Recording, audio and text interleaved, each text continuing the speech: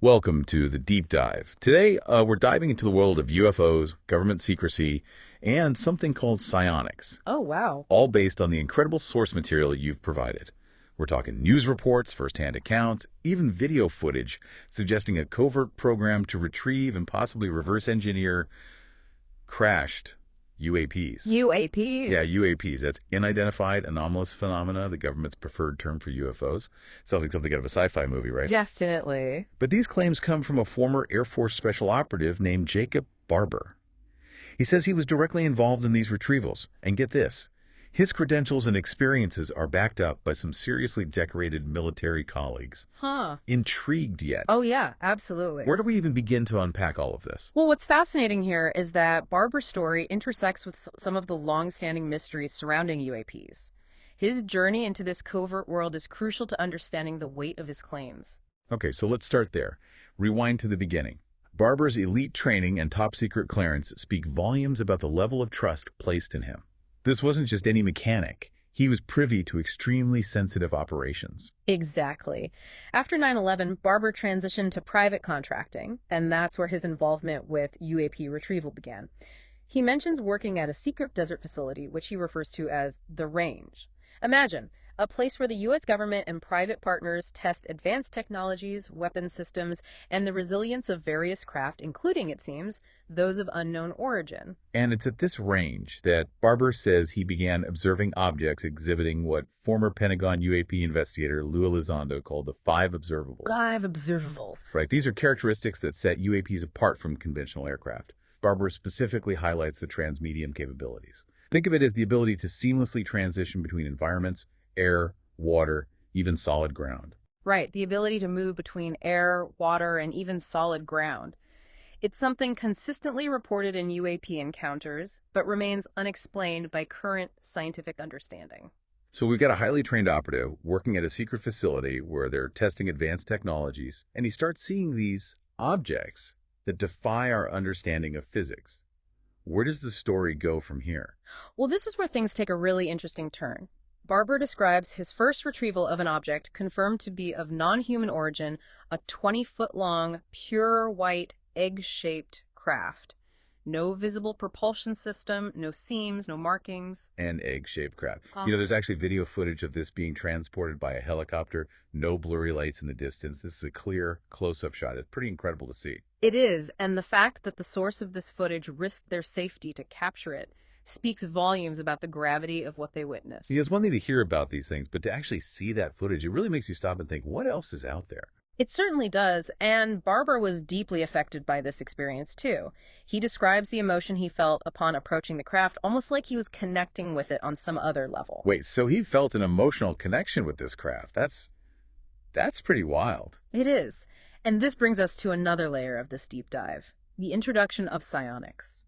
Barber claims a psionics team, individuals with psychic abilities, was used to communicate with and summon these UAPs, and he believes this egg-shaped craft was intentionally landed by them. So we're not just talking about advanced technology here, but potentially about the human mind interacting with this technology in ways we can't even fully comprehend. This psionics angle is mind-blowing. It is a fascinating concept, isn't it? And it connects to a history of government interest in psychic phenomena.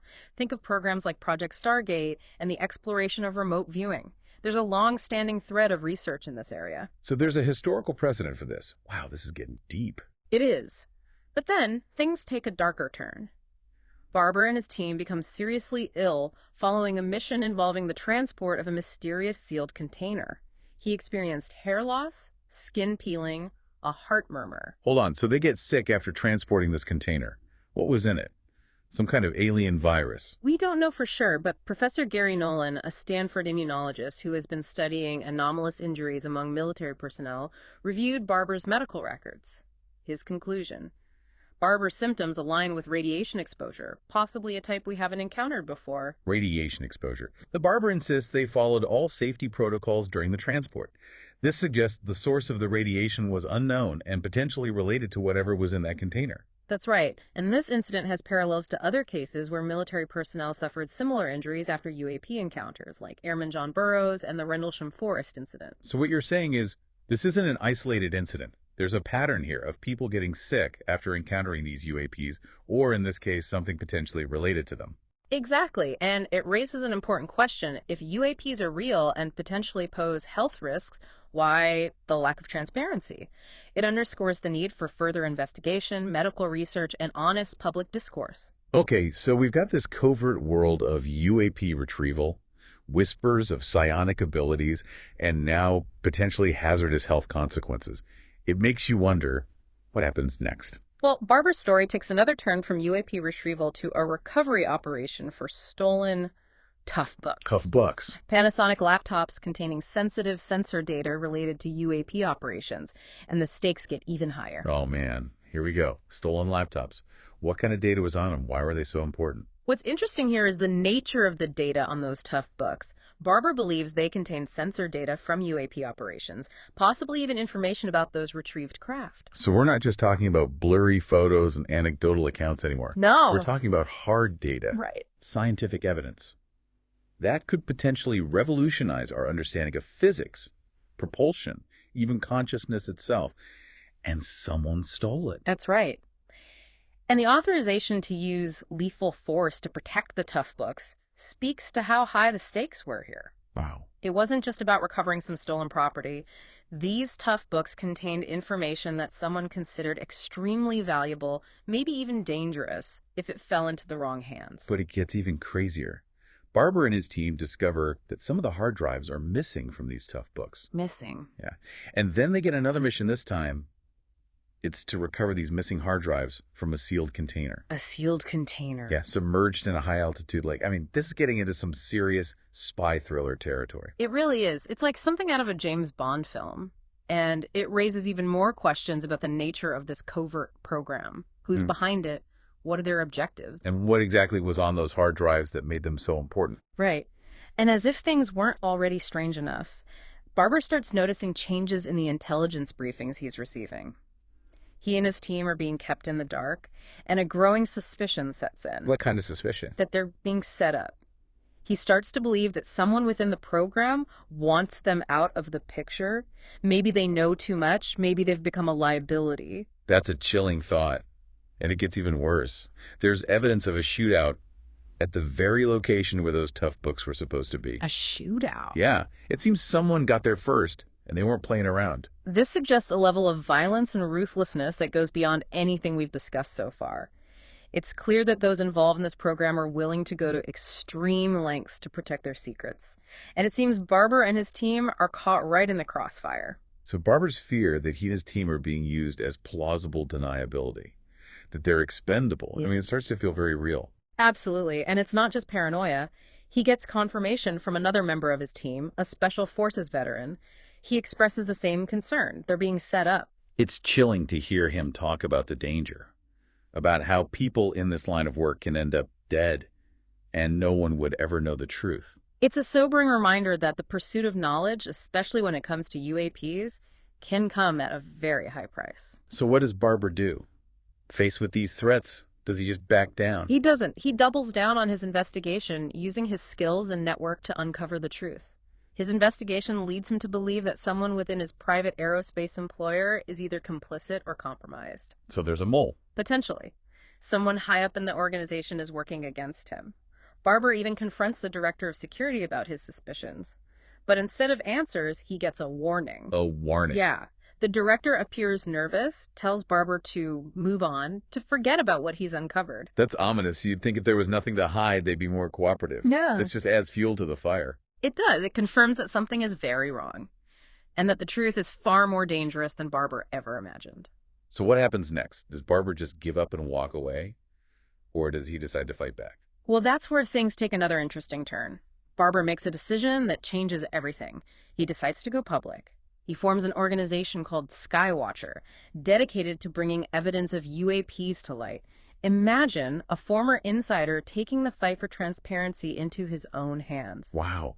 So he goes from being part of this secretive government program to leading an organization that's actively trying to expose what's really going on. He does. He feels it's his duty to share what he knows, to warn others about the potential dangers, and to hold those in power accountable. It's a bold move, to say the least. How does he even get started with something like that? I mean, starting an organization like Skywatcher can't be easy. That's where it gets even more interesting. Skywatcher has secured venture capital funding, and according to Barber, they're working in coordination with unnamed government agencies. Unnamed government agencies. He can't disclose which agencies, but it suggests that there might be elements within the government that are also interested in pushing for greater transparency. Or perhaps they have their own motives for supporting Skywatcher. So he's got funding, he's got people, and he might even have some covert support from within the government. This is getting good. What kind of operations are they running? What's Skywatcher actually doing out in the field? Well, one of their first deployments was to investigate the drone sightings on the East Coast last year. Remember those? Hundreds of reports of unidentified drones flying in formation over multiple states. Oh, yeah, those were all over the news. Yeah. But the government never gave a clear explanation for what they were. Exactly. Skywatcher went in to gather data to see if they could identify the drones or uncover any evidence of advanced technology. And did they find anything? They're not releasing all of their findings yet, but they've hinted that they have some compelling evidence that suggests these drones were not of terrestrial origin. Wow, that's huge. So they're already making progress. They are, but the operation we're focusing on here is even more intriguing. In August 2024, Skywatcher used a psionic asset to attempt to summon a UAP. Wait, they actually tried to summon a UAP, like intentionally. They did. They wanted to see if they could replicate what Barber claims he witnessed within the covert program, using psionic abilities to interact with UAP technology. That's incredible. And what happened? Did it work? Well, let's just say it's pretty compelling. Compelling. You got to tell me, what did they see? They captured an image of an egg-shaped UAP, strikingly similar to the craft encountered by those Navy fighters back in 2015. It's not just the shape, though, but the way it moves, the way it appears and disappears from view. That echoes those earlier accounts. Wow, an egg-shaped UAP. Could it be the same type of craft that Barber encountered years earlier? Yes. Is there a connection between these events? It's certainly possible, and remember, Professor Nolan was present during the Skywatcher operation. He witnessed the psionic asset in distress, attempting to call the object, and then the object itself appearing on camera. He confirms both the emotional intensity of the experience and the appearance of the UAP. Okay, so we've got multiple witnesses, corroborating accounts, and video evidence suggesting that it might actually be possible to interact with these UAPs through some kind of psychic connection. This is mind-blowing. It's like something straight out of science fiction, but it's happening in the real world. It is remarkable. What we see here is a convergence of previously separate threads. Eyewitness accounts from military pilots, the historical research into psionics, and now this private organization attempting to replicate those interactions. It really challenges our current understanding of what's possible. So Barber goes from being part of a covert government program, retrieving UAPs, to leading an organization that's actively trying to summon them. It's a fascinating and somewhat ironic turn of events. And the fact that Skywatcher is receiving venture capital funding suggests there's a growing interest in the private sector to investigate UAPs. Perhaps they see an opportunity that the government has been too slow to capitalize on. That's a great point. And it raises an important question. Is this private initiative a sign that the government is failing in its responsibility to investigate UAPs? It's a valid question, and it's one that Congress needs to address. We're seeing multiple whistleblowers, both within the government and now in the private sector, stepping forward with incredible claims, often at great personal risk. And let's not forget, Barber claims he was threatened, that he feared for his life and the lives of his team. If there's any truth to those claims, it paints a very dark picture of the lengths to which some might go to keep this information hidden. Exactly. And that's why Barber felt compelled to go public. He's no longer just a witness to these events. He's an active participant in the push for transparency. He's taken the information he learned in the shadows and brought it into the light, risking everything to make sure these stories are heard. He certainly has. And his story has implications far beyond the world of UAPs. We're talking about government accountability, the limits of scientific knowledge, and the potential of the human mind. It's a lot to process, and I think you'll agree this is just the tip of the iceberg. Absolutely. We've seen evidence of possible non-human technology, heard accounts of psychic abilities being used to interact with UAPs, and learned about the potential dangers involved for those who get too close to the truth. It makes you wonder, what else is out there? It's a question that deserves our attention. What other possibilities are we not even considering because they challenge our current understanding of reality? It's time to start asking those difficult questions and to be open to the answers, even if they're unsettling, or challenge our preconceived notions. Well said. This deep dive has been quite the journey. We've explored Barber's background, his experiences with UAP retrieval, the introduction of psionics, the health consequences of these encounters, the stolen tough books, and the creation of Skywatcher. It's an incredible story, and it leaves us with a lot to ponder. What do you think is the most important takeaway from all of this? I think what's most crucial is to consider this. If we accept that the boundaries of reality are not as fixed as we once believed, then what responsibilities do we have to explore those boundaries ethically and with a genuine desire to understand, not just to exploit? That's a powerful thought. It's not just about the technology or the potential threats, but about how we approach the unknown.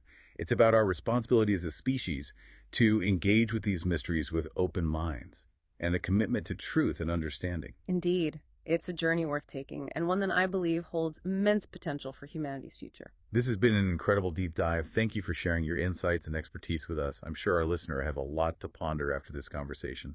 It's been a pleasure diving deep with you as well. And to our listener, remember to stay curious, keep questioning, and never stop exploring the wonders that lie just beyond the horizon of what we think we know.